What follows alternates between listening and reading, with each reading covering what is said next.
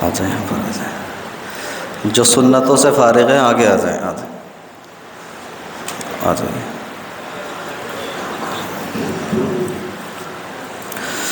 نحمدہ ونصلی علی رسولہ الکریم،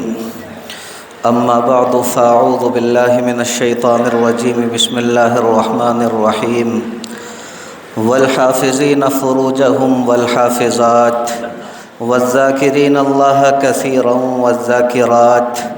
اعد اللہ لہم مغفرہ واجرا عظیما۔ آمنت باللہ صدق اللہ مولانا العظیم وصدق رسولہ النبی الکریم ونحن علی ذلک من الشاہدین والشاکرین والحمد للہ رب العالمین۔ میرے محترم بزرگوں، بھائیوں اور دوستوں، اس عنوان سے متعلق بیان کا سلسلہ چل رہا ہے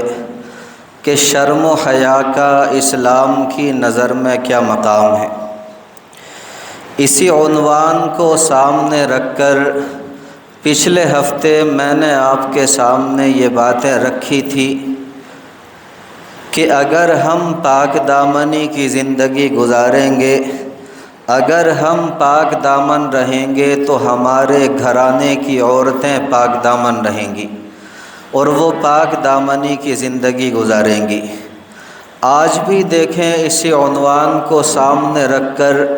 میں کچھ باتیں آپ کے سامنے اس عنوان سے رکھوں گا کہ پاک دامنی کی زندگی گزارنا یہ اللہ رب العزت کو بڑا پسند ہے،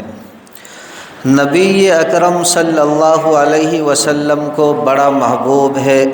اور صحابہ کرام رضوان اللہ علیہم اجمعین کو بھی پاک دامنی کی زندگی گزارنا بڑا پسند تھا۔ بس آپ اللہ رب العزت سے دعا فرما دیں کہ صحیح صحیح باتیں میری زبان سے کہلوا دے اور ہم سبھی کے لیے ان باتوں کو کارآمد اور نفع بخش بنا دیں۔ دیکھیں، مشہور حدیث مبارکہ ہے، بخاری شریف کے اندر یہ حدیث ہے کہ کل قیامت کے دن 7 آدمی ایسے ہوں گے جو اللہ رب العزت کے عرش کے سائے میں ہوں گے۔ جس دن اللہ رب العزت کے عرش کے سائے کے علاوہ کوئی دوسرا سایہ نہیں ہوگا۔ ان خوش نصیب لوگوں میں ایک وہ پاک دامن انسان بھی ہوگا جسے خوبصورت حسب و نسب والی خاتون، حسب و نسب والی عورت گناہ کی دعوت دے اور وہ جواب میں صرف اتنا جملہ کہہ دے، انی اخاف اللہ، کہ میں تو اللہ رب العزت سے ڈرتا ہوں، میں تو اپنے پالن ہار سے ڈرتا ہوں۔ اس سے آپ اندازہ لگا سکتے ہیں کہ پاک دامنی کی زندگی گزارنا یہ اللہ رب العزت کو کس قدر پسند ہے، اور پاک دامنی کی زندگی کی اللہ رب العزت کے یہاں کس قدر قدر ہے۔ دیکھیں، قیامت کا وہ ہولناک دن جب ساری انسانیت نفسا نفسی کے عالم میں گرفتار ہوگی، اس وقت بھی کچھ لوگ ایسے ہوں گے جن کے اوپر اللہ رب العزت کا خاص کرم ہوگا، جن کے اوپر اللہ رب العزت کی خاص رحمت ہوگی۔ ان میں وہ خوش نصیب لوگ بھی ہوں گے جو زنا سے بچتے ہوں گے، اور عین اس وقت بچتے ہوں گے جب کہ ان کو زنا کی، گناہ کی دعوت دی جا رہی تھی۔ اگر وہ چاہتے تو موقع کا فائدہ اٹھا کر میرے پیارے بھائیوں گناہ کر سکتے تھے، لیکن انہوں نے اپنے نفس کو قابو میں رکھا، اپنے کردار کو گناہوں سے آلودہ ہونے سے بچایا، اس لیے وہ اللہ رب العزت کے عرش کے سائے میں ہوں گے، بڑے اطمینان میں ہوں گے اور بڑے خوش ہوں گے۔ دیکھیں، نبی اکرم صلی اللہ علیہ وسلم نے پاک دامنی کی زندگی گزارنے والے انسان کو جنت کی بشارت دی ہے، اور وہ بھی اپنی ضمانت اور اپنی گارنٹی پر دی ہے۔ مثال کے طور پر دیکھیں بخاری شریف کی ایک حدیث مبارکہ کے الفاظ ہیں۔ نبی اکرم صلی اللہ علیہ وسلم نے ارشاد فرمایا، آپ نے فرمایا من توکل لی ما بین رجلیہ وما بین لحییہ توکلت لہ بالجنہ۔ آپ نے فرمایا کہ جو بندہ، جو مسلمان مجھے دو چیزوں کی حفاظت کی ضمانت دے دے، دو چیزوں کی حفاظت کی گارنٹی دے دے، میں اس کے جنت میں داخلے کی ذمہ داری لیتا ہوں، ضمانت لیتا ہوں۔ وہ دو چیزیں کیا ہیں؟ آپ صلی اللہ علیہ وسلم نے ارشاد فرمایا، پہلی چیز ہے ما بین رجلیہ، وہ چیز جو ہماری رانوں کے درمیان ہے یعنی شرمگاہ، اور دوسری چیز فرمائی ما بین لحییہ، جو ہمارے دونوں جبڑوں کے درمیان ہے یعنی زبان۔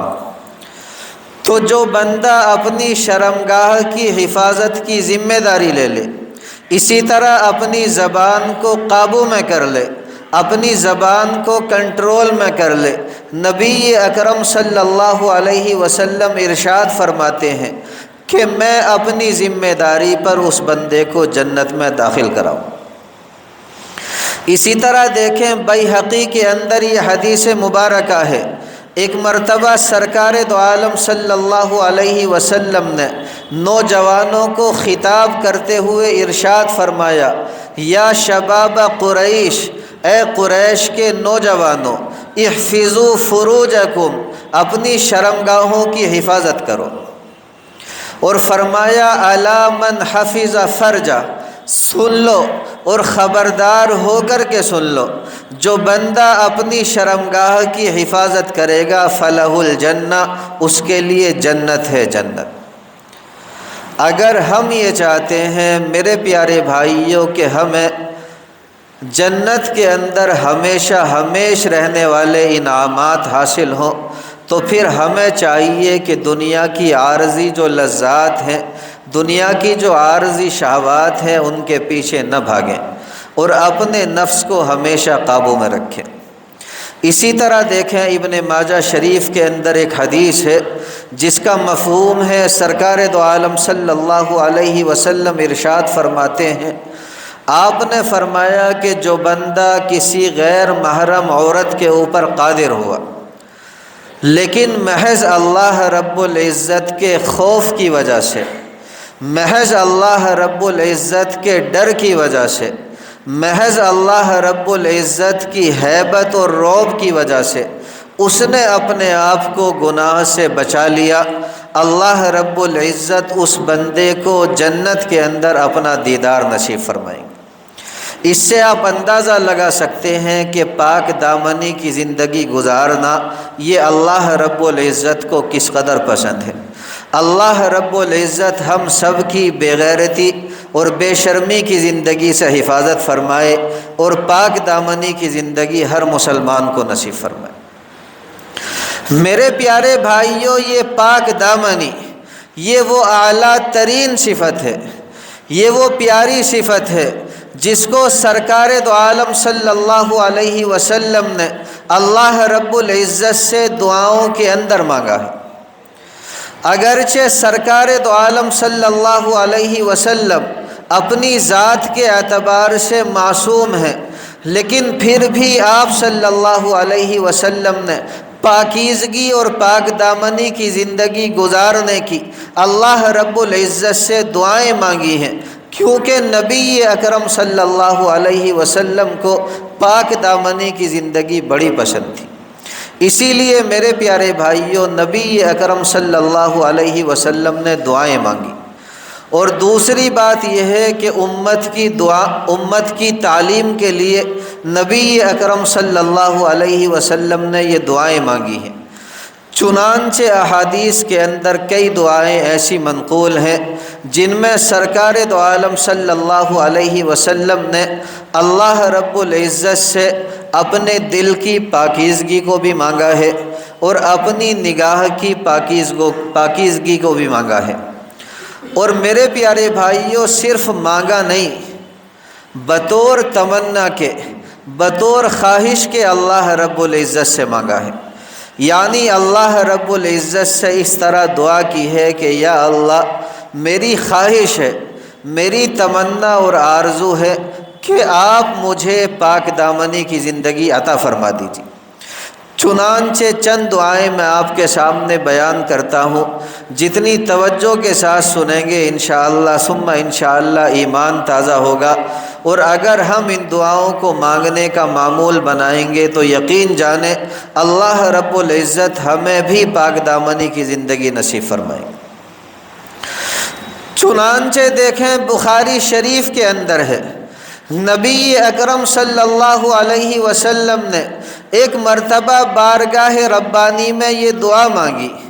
آپ نے دعا مانگی، اللہم انی اسألک الہدی والتقی والعفاف والغنی۔ آپ نے فرمایا اللہم انی اسألک الہدی، یا اللہ میں آپ سے ہدایت کی دعا مانگتا ہوں، یا اللہ میں آپ سے ہدایت کا سوال کرتا ہوں، یا اللہ میں آپ سے ہدایت مانگتا ہوں، والتقی اور تقوی اور پرہیزگاری کی زندگی مانگتا ہوں، اور فرمایا والعفاف اور پاک دامنی کی زندگی گزارنے کی دعا مانگتا ہوں، پاک دامنی کی زندگی کا سوال کرتا ہوں، والغنی اور لوگوں سے بے نیازی کی زندگی مانگتا ہوں۔ اسی طرح دیکھیں یہ جو حدیث میں نے آپ کے سامنے بیان کی، یہ میرے پیارے بھائیوں بخاری شریف کے اندر نہیں بلکہ مسلم شریف کے اندر۔ اسی طرح دیکھیں ایک دوسری حدیث مبارکہ جو مشکاۃ شریف کے اندر ہے، اس میں نبی اکرم صلی اللہ علیہ وسلم نے یہ دعا مانگی۔ آپ نے دعا مانگی اللہم انی اسألک الصحہ، یا اللہ میں آپ سے صحت اور تندرستی کا سوال کرتا ہوں کہ آپ مجھے صحت اور تندرستی عطا فرما دیجیے، اور فرمایا والعفہ اور پاک دامنی کی زندگی مانگتا ہوں، اور فرمایا والامانہ اور امانت داری کی زندگی مانگتا ہوں، اور فرمایا وحسن الخلق بہترین اخلاق مانگتا ہوں کہ آپ میرے اخلاق کو عمدہ سے عمدہ بنا دیں اور بہتر سے بہتر بنا دیں، والرضا بالقدر اور یا اللہ میں آپ سے تقدیر پر راضی رہنا مانگتا ہوں کہ آپ مجھے تقدیر کے اوپر راضی رہنے والا بنا دیجیے۔ اسی طرح دیکھیں میرے پیارے بھائیوں، ایک مرتبہ نبی اکرم صلی اللہ علیہ وسلم نے بڑی پیاری دعا مانگی ہے۔ میں چاہتا ہوں کہ ہر مومن کے یہ دعا یاد ہو، اور ہر مومن کو اکثر اللہ رب العزت کی بارگاہ میں یہ دعا مانگنی چاہیے۔ دیکھیں نبی اکرم صلی اللہ علیہ وسلم نے یہ دعا مانگی، آپ نے فرمایا اللہم طہر قلبی من النفاق، یا اللہ آپ میرے دل کو نفاق سے پاک فرما دیجیے، یا اللہ آپ میرے دل کو نفاق سے پاک فرما دیجیے، وعملی من الریا اور میرے عمل کو ریاکاری سے، شہرت سے، دکھلاوے سے پاک فرما دیجیے، وَلِسَانِي مِنَ الْكِذْبِ اور میری زبان کو جھوٹ سے پاک فرما دیجیے، میری زبان کو جھوٹ سے بچا لیجیے، وَعَيْنِي مِنَ الْخِيَانَةِ اور میری نگاہوں کو خیانت سے پاک فرما دیجیے۔ فرمایا فَإِنَّكَ تَعْلَمُ مَا فَإِنَّكَ تَعْلَمُ خَائِنَةَ الْأَعْيُنِ وَمَا تُخْفِي الصُّدُورُ، کیونکہ آپ آنکھوں کی خیانت کو بھی اچھی طرح جانتے ہیں اور دلوں کی خیانت کو بھی اچھی طرح جانتے ہیں۔ اسی طرح میرے پیارے بھائیوں ترمذی شریف کے اندر ہے، ایک مرتبہ سرکار دو عالم صلی اللہ علیہ وسلم نے یہ دعا مانگی۔ آپ نے فرمایا اللہم انی اعوذ بک من منکرات الاخلاق، یا اللہ میں آپ کی پناہ مانگتا ہوں برے اخلاق سے، والاعمال اور برے اعمال سے، اور فرمایا والاہواء اور خواہشات کے پیچھے چلنے سے۔ میرے پیارے بھائیوں میں عرض کر رہا تھا کہ نبی اکرم صلی اللہ علیہ وسلم نے اللہ رب العزت سے یہ پاک دامنی کی دعائیں مانگی ہیں، اور بطور تمنا اور بطور خواہش کے مانگی ہیں۔ اگر ہم بھی اللہ رب العزت سے یہ دعائیں مانگیں گے تو یقین جانیں اللہ رب العزت ہم میں سے ہر مومن کو بھی پاک دامنی کی زندگی نصیب فرمائے۔ اللہ رب العزت سمجھ کی عمل کی دولت سے مالا مال فرما دے۔ دیکھیں ہم جتنے یہاں بیٹھے ہیں تقریباً سبھی جانتے ہیں کہ اسلام سے پہلے اہل عرب کے اندر شراب نوشی بڑی عام تھی، وہ شراب بڑی کثرت سے پیا کرتے تھے، اسی طرح بے حیائی ان کے یہاں بڑی عام تھی، اور وہ اکثر اپنی محفلوں میں اپنی گفتگو اور بات چیت میں اس کا تذکرہ بھی کیا کرتے اور بڑے ہی فخریہ انداز میں کیا کرتے تھے۔ لیکن دیکھیں نبی اکرم صلی اللہ علیہ وسلم کی پاکیزہ تعلیمات،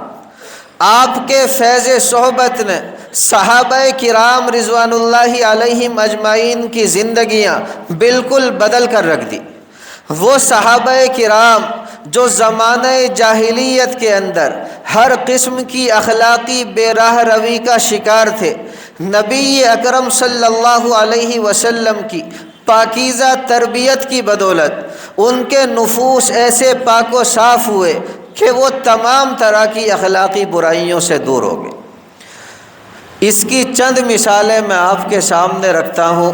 جتنی توجہ کے ساتھ سنیں گے انشاءاللہ ثم انشاءاللہ میرے پیارے بھائیوں ہم سب کا ایمان تازہ ہوگا اور ہم بھی پاک دامنی کی زندگی گزارنے والے بنیں گے۔ دیکھیں ایک صحابی ہے حضرت مرثد ابن ابی مرثد رضی اللہ تعالی عنہ۔ یہ مرثد جو لفظ ہے یہ میرے پیارے بھائیوں سا کے ساتھ ہے۔ سرکار دو عالم صلی اللہ علیہ وسلم کی جانب سے ان کو ہجرت کے موقع پر یہ ذمہ داری سونپی گئی تھی کہ مکہ مکرمہ کے اندر جو کمزور اور ناتواں افراد رہ گئے ہیں ان کی مکہ مکرمہ سے مدینہ منورہ کی جانب ہجرت کرنے میں یہ مدد کریں، تعاون کریں اور انہیں بحفاظت مدینہ منورہ پہنچا دیں۔ ایک مرتبہ یہ اسی سلسلے میں مکہ مکرمہ آئے۔ اتفاق کی بات ہے کہ عناق نامی ایک عورت تھی، اس کے گھر کے قریب سے ان کا گزر ہوا، اور زمانہ جاہلیت کے اندر میرے پیارے بھائیوں یہ جو عناق نامی عورت تھی یہ ایک بدکار عورت تھی، اور زمانہ جاہلیت کے اندر حضرت مرثد رضی اللہ تعالی عنہ کے اس عورت کے ساتھ کچھ تعلقات بھی رہے تھے۔ دیکھیں اس بدکار عورت نے حضرت مرثد رضی اللہ تعالی عنہ کو دیکھ کر پہچان لیا، اور اس نے آگے بڑھ کر بڑی ہی گرم جوشی کے ساتھ حضرت مرثد رضی اللہ تعالی عنہ کا استقبال کیا اور ان کو اپنے یہاں رات گزارنے کی دعوت دی۔ یہ حضرت مرثد رضی اللہ تعالی عنہ چونکہ اسلام کی روشنی سے بہرہ مند ہو چکے تھے، اس قسم کی لغویات سے بالکل متنفر ہو چکے تھے، اس لیے انہوں نے صاف لفظوں میں یہ جواب دے دیا کہ اب زمانہ جاہلیت جو ہے وہ باقی نہیں رہا، اب جاہلیت کا زمانہ باقی نہیں رہا، اسلام نے زنا کو بالکل حرام قرار دیا ہے، لہٰذا آپ مجھے معاف رکھیں اور مجھ سے اس طرح کی امید بالکل نہ رکھیں۔ اس عورت نے حضرت مرثد رضی اللہ تعالی عنہ سے کہا کہ اگر آپ میری خواہش پوری نہیں کریں گے تو میں چلاؤں گی، شور مچاؤں گی اور آپ کو گرفتار کرا دوں گی۔ لیکن میرے پیارے بھائیوں اس دھمکی کے باوجود بھی حضرت مرثد رضی اللہ تعالی عنہ نے اس گناہ کی گندگی سے آلودہ ہونا گوارا نہ کیا اور بھاگ کھڑے ہوئے۔ اور جب انسان اللہ رب العزت کی رضا کی خاطر کوئی قدم اٹھاتا ہے اللہ جل جلالہ اس کی مدد فرماتے ہیں۔ یہ بھاگنے میں بھی کامیاب ہوئے اور کسی طرح چھپ چھپا کر اس عورت کے چنگل سے بھی بچ گئے۔ دیکھیں ایک صحابی ہے حضرت ابو موسیٰ اشعری رضی اللہ تعالی عنہ، یہ ایک بات کہا کرتے تھے، بڑی اچھی بات۔ آپ یوں فرمایا کرتے تھے کہ میری ناک جو ہے وہ مردار کی بدبو سے بھر جائے، یہ مجھے اس سے زیادہ پسند ہے کہ میری ناک میں سے کسی غیر محرم عورت کی بدبو آئے۔ اسی طرح دیکھیں ایک صحابی ہیں عبداللہ ابن عباس رضی اللہ تعالی عنہما، یہ فرماتے ہیں کہ سرکار دو عالم صلی اللہ علیہ وسلم کے مبارک دور میں ایک حسین و جمیل خاتون مسجد میں آیا کرتی تاکہ سرکار دو عالم صلی اللہ علیہ وسلم کے پیچھے نماز ادا کر سکیں۔ اس وقت بعض صحابہ کرام رضوان اللہ علیہم اجمعین نے اپنا یہ معمول بنا لیا کہ اس خاتون کے آنے سے بہت پہلے وہ پہلی صف کے اندر آ کر کے بیٹھ جایا کرتے تاکہ ہماری نگاہ جو ہے وہ اس خاتون کے اوپر نہ پڑے۔ آپ ایمانداری سے بتائیں کہ جب صحابہ کرام رضوان اللہ علیہم اجمعین اس قدر پاکیزگی کی زندگی گزاریں گے تو پھر اللہ رب العزت انہیں دنیا اور آخرت کی عزتیں کیوں نہیں دیں گے؟ ایک چھوٹا سا واقعہ آپ کے سامنے رکھتا ہوں، اپنی بات کو مکمل کر لیتا ہوں اور بہت ہی مختصر انداز میں یہ واقعہ آپ کے سامنے رکھتا ہوں۔ دیکھیں، ایک مرتبہ صحابہ کرام رضوان اللہ علیہم اجمعین نے دشمنوں کا ایک علاقہ فتح کیا اور صحابہ کرام رضوان اللہ علیہم اجمعین اپنے امیر کی قیادت میں اس دشمن کے علاقے میں چلے جا رہے تھے۔ وہاں کے رہنے والے عیسائی تھے۔ عیسائیوں نے صحابہ کرام رضوان اللہ علیہم اجمعین کے ایمان پر ڈاکہ ڈالنے کے لیے بے پردہ عورتوں کو راستے میں صحابہ کرام رضوان اللہ علیہم اجمعین کے سامنے کھڑا کر دیا۔ دیکھیں، جب امیر لشکر نے یہ منظر دیکھا تو امیر لشکر نے صرف اتنی آیت پڑھی، اس نے کہا کہ قل للمؤمنین یغضوا۔ یہ اللہ رب العزت نے قرآن مقدس کے اندر اپنے پیارے نبی صلی اللہ علیہ وسلم کو خطاب کرتے ہوئے ارشاد فرمایا ہے، اے نبی اکرم صلی اللہ علیہ وسلم، آپ مسلمان مردوں سے کہیں کہ اپنی نگاہیں نیچی رکھیں۔ جب صحابہ کرام کے لشکر نے امیر لشکر کا یہ جملہ سنا تو فوراً اپنی نگاہیں نیچی کر لیں اور میرے پیارے بھائیوں اسی طرح پورے شہر سے گزر گئے، اس شہر کے در و دیوار تک کو نہ دیکھا۔ جب مدینہ منورہ واپس پہنچے ہیں تو مدینہ منورہ کے لوگوں نے پوچھا کہ بھائی اس شہر کے مکانات کیسے تھے، اس شہر کے مکانات کی بناوٹ کیسی تھی، ان کی اونچائی کتنی تھی؟ صحابہ کرام رضوان اللہ علیہم اجمعین نے عرض کیا کہ بھائی ہمیں تو امیر لشکر کی جانب سے یہ حکم تھا کہ اپنی نگاہیں نیچی رکھیں، لہٰذا ہم نے اپنی نگاہیں نیچی کر لی تھی اور ہمیں نہیں پتہ کہ وہ شہر کیسا تھا، وہاں کے مکانات کیسے تھے، مکانات کی اونچائی کتنی تھی۔ یقین جانیں میرے پیارے بھائیوں، اگر آج ہم بھی اسی طرح بے غیرتی اور بے شرمی کی زندگی کو بالائے طاق رکھ دیں گے اور پاک دامنی کی زندگی گزاریں گے تو پھر اللہ رب العزت کی آتی ہوئی مدد اپنی آنکھوں سے دیکھیں گے۔ یہ کچھ باتیں آج میں نے آپ کے سامنے رکھی ہیں، باقی آنے والے ہفتوں میں انشاءاللہ ثم انشاءاللہ اور بھی تفصیل سے آپ کے سامنے رکھوں گا۔ اللہ رب العزت مجھ سمیت دنیا کے اندر بسنے والے تمام مسلمانوں کو عمل کی توفیق مرحمت فرما دے۔ وما علینا الا البلاغ۔